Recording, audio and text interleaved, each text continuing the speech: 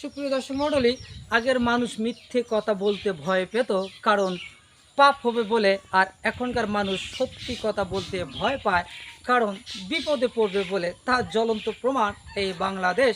কারণ গত বুধবার অর্থাৎ 9 তারিখ ঢাকায় এক দুর্ঘটনা কিন্তু ঘটে গিয়েছে, যেটা আমরা সারা বিশ্বের মানুষ দেখতে পেরেছি।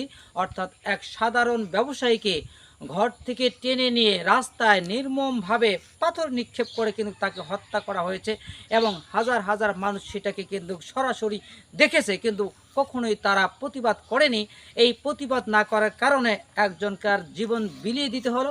আসুন আমরা সবাই প্রতিবাদ করার চেষ্টা করি, যেন কোনো সন্ত্রাসীরা সাধারণ মানুষের গায়ে আঘাত করতে না পারে এবং নির্মমভাবে খুন করতে না পারে।